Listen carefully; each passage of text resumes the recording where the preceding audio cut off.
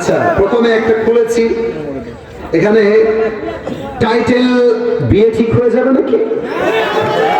আচ্ছা, আল্লাহর বিয়ে দেওয়ার তৌফিক দান করুন পয়সা, আমিন। আচ্ছা, আর কোনো মজা নয়, আমি যা বলি তোমরা শোনো। আচ্ছা, আগে একটা বিষয় স্যারেন্ডার করে দেই, আগে আমি স্যারেন্ডার করি ভাই। আমার সবগুলো যে আমার ইলমে আছে তা না, যদি আমার জ্ঞানে কোলায় বলবো, নয় মাইনাস হয়ে যাবে, এটাই ইসলাম। যদি আমার আওতায় থাকে বলবো, নয় চুপ থাকবো। কথা ঠিক আছে কিনা বলে? আচ্ছা, রোজা নিয়ে আমার কিছু প্রশ্ন আছে, প্রথমে ভূমিকায় লেখা আছে। আচ্ছা, এক, অনেক নারী পিল খেয়ে পিরিয়ড বন্ধ রেখে রোজা রাখে, এটা কি জায়েজ হবে? খুবই গুরুত্বপূর্ণ প্রশ্ন। অনেক নারী প্ল্যান করে যে আমি পিরিয়ড বন্ধ রাখার জন্য পিল খাবো, এতে করে আমার পিরিয়ড বন্ধ হয়ে যাবে, আমি আরামে আয়েসে রোজা রাখবো, কোনো প্রবলেম আমি ফেস করব না। এটা কি আদৌ জায়েজ আছে কিনা? প্রথম কথা দেখেন, আমি প্রত্যেকটা যুবকদেরকে বলবো, মা বোনদেরকে বলবো, বোঝাবার সাথে, আপনি যদি কোনো আমল কন্টিনিউয়াসলি করেন, please try to understand this point, একটু বোঝেন। আপনি প্রত্যেক দিন 5 ওয়াক্ত নামাজ বা জামাআত আদায় করেন, একটা দিন প্রচন্ড বৃষ্টি হয়ে গেছে অথবা আপনি অসুস্থ হয়ে গেছেন, হাদিসে এসেছে যেহেতু আপনি অলওয়েজ এই আমলটা করেন, বৃষ্টির জন্য অথবা আপনার ফিজিক্যাল সিকনেসের জন্য আমলটা মিস হয়ে গিয়েছে, আল্লাহর হাবিব বলছেন যেহেতু বান্দা সুস্থ থাকলে আমলটা করত, যেহেতু বান্দা বৃষ্টি না হলে জামাতে গিয়ে নামাজ আদায় করত অবশ্যই, এখন যদি সে বাসায় বসেও নামাজ পড়ে জামাতে নামাজ পড়লে যে সওয়াবটা হতো, আল্লাহ সেই সওয়াব তার আমলনামায় লিখে দিবেন। এক নাম্বার কথা, প্রিয় বোন, যেহেতু আপনি রোজা রাখতেন আল্লাহ জানেন, অতএব এটার জন্য পেরেশান হওয়ার কোনো প্রয়োজন নেই, যেহেতু এটা আল্লাহর তো একটা বিধান, আপনি বাড়াবাড়ি করবেন না, আপনাকে রোজার সওয়াব দিবে একজন, আওয়াজ দিয়ে বলেন সবাই, তিনি কে? পাশাপাশি আর একটা বিষয় জানতে হবে, যদি পিল গ্রহণ করার পরে কোনো সাইড এফেক্ট না থাকে, পিলের সাইড এফেক্ট কি? মাথা ব্যথা করে, পিলের সাইড এফেক্ট কি? শরীরটা উইক লাগে, দুর্বল লাগে, যদি কোনো সাইড এফেক্ট না থাকে, ইউ ক্যান টেক ইট, আপনি এটা নিতে পারেন। আর যদি কোনো সাইড এফেক্ট থাকে, পার্শ্ব প্রতিক্রিয়া থাকে, ক্ষতি হয়, কোরআন কি বলছে খেয়াল করবেন। কোরআন বলছে, আউযু বিল্লাহি মিনাশ শাইতানির রাজীম, ওয়ালা তুলকু বিআইদিকুম ইলা তাহলুকা, তুমি তোমার নিজের জীবনকে ধ্বংসের দিকে ঠেলে দিও না, তুমি তোমার জীবনকে নিজের হাতে ধ্বংস করে দিও না। ইসলাম কল্যাণ চায়, ক্ষতি চায় না। অতএব যদি পিল গ্রহণ করে ক্ষতি হয়, এটা অ্যাকসেপ্ট করা যাবে না, এটা গ্রহণ করা যাবে না। আর যদি পিল গ্রহণ না করে আপনার মাসিক হয়ে যায়, পিরিয়ড হয়ে যায়, টেনশন করবেন না, আপনাকে সেম রোজার সওয়াব দান করবে একজন, বলেন সবাই, তিনি কে? 2 নম্বর প্রশ্ন, তাকবীর বল সবাই, নারায়ে তাকবীর। আচ্ছা, কেউ যদি উঠে যায় আপনার আশেপাশ থেকে, নিজ দায়িত্বে বসায় দিবেন, আমি যেন কাউকে উঠতে না দেখি, উঠে গেলে আমি আর উত্তর দিব না, আমি দোয়ার দিকে যাব। দ্বিতীয় প্রশ্ন, রোজা অবস্থায় স্বপ্নদোষ হলে রোজা কি ভেঙে যাবে না থাকবে? এটা খুবই গুরুত্বপূর্ণ প্রশ্ন, যুবকদের জন্য অনেক বেশি দামি প্রশ্ন, ঠিক আছে না যুবক ভাইয়ের কথাটা আমার? আচ্ছা, বোঝো, স্বপ্নদোষ হলে রোজা ভাঙবে কিনা? প্রথম কথা হচ্ছে, শরীয়তে 3 ধরনের ব্যক্তির উপর থেকে শরীয়তের বিধানকে উঠিয়ে নেওয়া হয়েছে। রফিআল কলম আন সালাসাতিন, 3 ধরনের ব্যক্তির উপরে শরীয়তের কোনো বিধান জারি হয় না। তার মাঝে একটা ধরন হচ্ছে সেই ধরন, আনিন নাইম হাত্তা তাস্তাইকায, ঘুমন্ত ব্যক্তি যতক্ষণ পর্যন্ত ঘুম থেকে না উঠবে তার উপরে কোনো বিধান জারি হবে না। অতএব স্বপ্ন দোষ এটা আমাদের আওতার ভিতরে নয়, it is out of capacity, এটা ঘুমের মধ্যেই হয়ে যায়। অতএব স্বপ্ন দোষ হলে রোজা ভাঙবে না, তবে গোসলটা ফরজ হয়ে যাবে। আবার বলছি, রোজা ভাঙবে না, তবে গোসলটা ফরজ হয়ে যাবে। তবে তোমাদেরকে আমি বন্ধু হিসেবে বলতে চাই, রোজার মাসেও যাদের স্বপ্ন দোষ হয়, খায় তো খুবই কম, তাও যেহেতু স্বপ্ন দোষ হয়, বুঝতে হবে দাল মে কুছ কালা তো জরুর হ্যায়। এই কালাটা কি? কালাটা হচ্ছে সারা দিন মেয়েদের চিন্তা করে, সারা দিন বাজে চিন্তা করে, সারা দিন মেয়েদের ভিডিও দেখে বেড়ায়। কথা ঠিক আছে কিনা বলো? তো যে যেটা ভাবে বেশি, স্বপ্নে সে তা দেখে বেশি। সারাদিন উল্টা পাল্টা চিন্তা করলে স্বপ্নে তো উল্টা পাল্টা আসবেই যুবক ভাড়া, ঠিক না বলো? অতএব সারাদিন বাজে চিন্তা বাদ দিয়ে দাও। কি করবো দেখো, ঘুমাতে গেছো, ডান কাত হয়ে ঘুমাবা, 1 নাম্বার। বাম কাত না ডান কাত? আওয়াজ নাই। বাম কাত না ডান কাত? 2 নাম্বার, ঘুমানোর পূর্বে একটু প্রশ্ন এখানে রাখলাম, মাফ করবেন। 2 নাম্বার, সকলেই 3 কুল পড়বেন, সূরা ইখলাস, সূরা ফালাক, সূরা নাস। দেখেন আমার দিকে, পুরো শরীরটা মাসাহ করবেন। 3 কুল পড়ে যে বান্দা শরীরকে মাসাহ করে ফেলে, তাকে আল্লাহ তাআলা শয়তানের সমস্ত ফিতনা থেকে মুক্তি দান করে। সুবহানাল্লাহ পড়বেন না?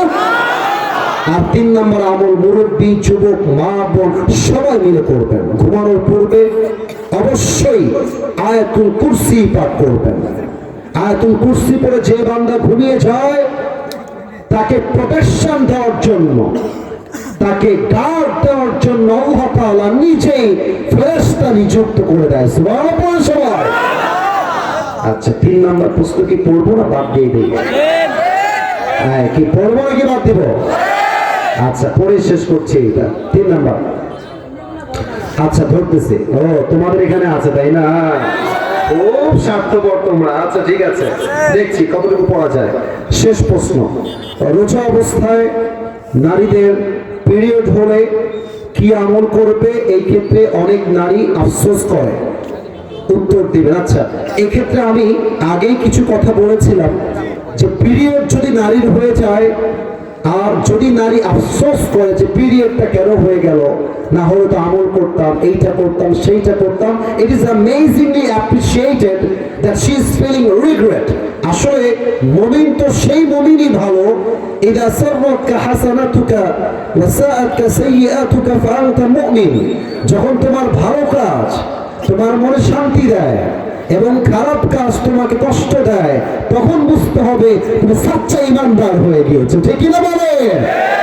তোদের মেয়েদের ভালো কোন যে পিরিয়ড হলে তার আফসোস করে।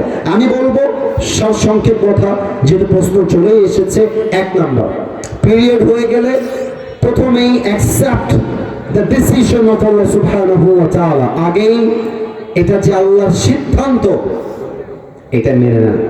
আল্লাহ যা করেন তার মাঝেই ভালো, আল্লাহ যা করেন তার মাঝেই কল্যাণ। একটা হাদিস বলি, দেখেন। আম্মা জান আয়েশা রাদিয়াল্লাহু তাআলা আনহা একবার হজে গেলেন নবীর সাথে। হজের একটা বিধান হচ্ছে তাওয়াফ করতে হয়, জানা আছে না আমাদের সবার? তাওয়াফ করতে হয়। তো তাওয়াফের ঠিক পূর্ব মুহূর্তে আয়েশা রাদিয়াল্লাহু তাআলা আনহার ব্লিডিং শুরু হয়ে যায়, পিরিয়ড তথা মাসিক শুরু হয়ে যায়। তো উনি চুপচাপ বসে কান্না শুরু করে দিয়েছেন। নবীজি বলছে, আয়েশা স্টপ, থামো, কেঁদো না, আল্লাহর সিদ্ধান্ত মেনে নাও। আল্লাহর সিদ্ধান্ত যেই বান্দা যেই বান্দি মেনে নেয়, আল্লাহ তার মাঝে তার জন্য কল্যাণকে নিহিত করে দেয়। সুবহানাল্লাহ পড়বেন না আপনারা সবাই? 1 নাম্বার, আল্লাহর সিদ্ধান্ত মেনে নেন। 2 নাম্বার, পিরিয়ড হয়ে গেলে কোনো টেনশন নেই, স্বামীর খেদমত করেন। স্বামীর খেদমত যেই মেয়ে করবে, আল্লাহ তাকে প্রত্যেকটা খেদমতের বিনিময়ে জান্নাতের সিদ্ধান্ত নিয়ে দিবেন। সুবহানাল্লাহ সবাই। 3 নাম্বার, একটু ভিন্ন কিছু করেন।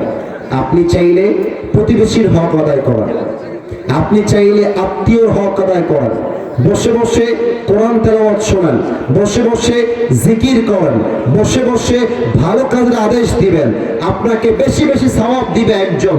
আওয়াজ দিয়ে বলেন সবাই, তিনি কে? আচ্ছা, আরেকটা বলে শেষ করছি। আমি রাজশাহীর মেয়েকে ভালোবাসি, সেও ভালোবাসে, কিন্তু ওহো কি করে রে, মার দিব একদম, প্রশ্ন শুনো। কিন্তু দূরত্ব বেশি হওয়ার কারণে সে আমাকে গ্রহণ করতে চায় না। তাই আমাদের দূরত্বটা ভালোবাসার কাছে কোনো বিষয় না হয় এবং তাকে বোঝার তৌফিক দান করে আমাদের জন্য দোয়া করবেন। খুব বদমাইশ দেখছো, ওর ভালোবাসার দোয়া আমার কাছেও চাইতেছে। আসলে মূল কথা কি জানেন, এই প্রেম ভালোবাসা বিয়ের আগে নয়, সব প্রেম ভালোবাসা হবে বিয়ের পরে। কথা ঠিক আছে কিনা বলে? আর আমাদের সমস্যা হচ্ছে আজকে বিয়ের আগের ভালোবাসাকে আমরা অনেকে হালাল মনে করি, আর যারা বিয়ের আগে 10 ঘাটে পানি খায় তাদের বউটা 20 ঘাটে পানি খেতে বিয়ে করে জীবন ভাই। তুমি যেমন হবা তোমার স্বামী তেমন হবে, তুমি যেমন হবা তোমার বউ তেমন হবে, ঠিক কিনা বলেন? আর বেটা রাজশাহী তো কাছেই রে বেটা, এইখানে রাজশাহী, এই 1.5 ঘন্টা 2 ঘন্টা। যেই বেডি মাত্র রাজশাহীতে নওগাঁ আসতে পারে না, সে তোমার বউ হওয়ার যোগ্যতাই তো রাখে না রে বাবা। যেই মেয়ে তোমাকে চাইবে সে তো রাজশাহী নয়, সে তো 7 নদী 13 সমুদ্র পার হয়ে তোমার কাছে চলে আসবে। বোঝে না নতুন আল্লাহ ওদেরকে বোঝার তৌফিক দান করে, পরে সবাই আমিন। আচ্ছা, আসসালামু আলাইকুম হুজুর, আমি আপনার একজন অনেক বড় ভক্ত। ওয়ালাইকুম আসসালাম, শুকরিয়া, খুব ভালো কথা। হুজুর, আমি একটা মেয়েকে দীর্ঘ 2 বছর ধরে ভালোবাসতাম, এখন কিন্তু প্রশ্ন অন্যদিকে যাচ্ছে। আচ্ছা, দেখা যাক, পরিচয় চেষ্টা করছি।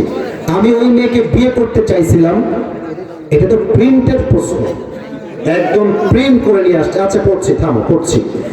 1 মাস থেকে আর কথা হয় না আমাদের। আমি তার পরিবারকে সবকিছু আমাদের সম্পর্কে কথা খুলে বলেছিলাম, তার পরিবার আমাদের সম্পর্ক মানবে না। ওই মেয়ে আমাকে বলতেছে ও তার পরিবারের বাধ্য হয়ে কোনো কাজ করবে না। আমি ওই মেয়েকে ছাড়া থাকতে পারছি না, আমার করণীয় এখন কি? তুমি গাঞ্জা খেয়ে মরে যাও। আচ্ছা, প্রশ্ন যে দিয়েছে তার নাম হচ্ছে মোহাম্মদ সাগর হোসেন। আচ্ছা, তোমাকে একটা সাগর হোসেন তোমাকে আমি ডাকবো না, আমি তোমাকে একটা কথা বলবো, সবাইকে সাক্ষী রেখে মনে রাখবা, যেই মেয়েরা প্রেম করার সময় প্রেম করে আর বিয়ের সময় আসলে ফ্যামিলি কথা বলে ভাগতে চায়, বুঝবা দাল মে কুছ খাওয়া তো জরুর হ্যায় यहाँ पे। মেয়েরা ঠিকই বিয়ে করে আরেক জায়গায়, তারপরে জানো কি মাফ করে দিলে। ব্যাপারটা হলো তোমার চাইতে সেই মেয়েটা বেটার অপশন পেয়ে গিয়েছে। যুবক ভাইয়ের কথা বুঝে নিও আমার। আর মেয়েরা আজকালকার বেটার অপশন পাইলে বুইরা টাকলার সঙ্গে বিয়ের পিড়িতে বসে যায়। বড় এমন মেয়ে বাংলাদেশে আছে না নাই? সাগর বাবু, তোমার নামটাও সাগর, তুমি হয়ে যাও সাগর। একটা দিয়ে চলবে না, আমার 4টা বউ দরকার, তবে হারাম না হালাল দরকার আমার, ঠিক না বলো? বেটা ছাড়তে পারছি না, থাকতে পারছি না, কাপুরুষের কথা। পুরুষ বলবে যেই মেয়ে আমার কপালে নাই বাস নাই, ওখানে ভাবা 2 পয়সা টাইম আমার কাছে নাই। দুনিয়ায় মেয়ে তো একটা নয়, কয়েক কোটি সুন্দরী মেয়ে বাংলার মাটিতে আছে। যে মেয়েটা আমাকে ছাড়া থাকতে পারে, ওকে ছাড়া আমি শুধু থাকতেই পারি না, সুখে থাকতে পারি। এই মেয়ের চ্যাপ্টার ক্লোজ করে দাও। এসব মেয়ের পাল্লায় পড়ো না। এই মেয়েরা খালি টাকা খায়, বিকাশে টাকা নেয়, ফ্ল্যাক্সি লোড নেয়, রেস্টুরেন্টে খাওয়ার সময় একসঙ্গে খায়, বিয়ের সময় ভোগাতে আসলে বিয়ে করে ফেলে, ঠিক না বলে? আল্লাহ সাগরকে হেদায়েত দান করে পড়ে সবাই আমিন। তুমি নিয়ে সাগর, তোমার কাজ হলো কুয়ার ব্যাঙের মতো। কুয়ার ব্যাঙ কুয়ার থেকে কি হবে? যে এর মতো গভীর পানি আর কোথাও হইতে পারে না।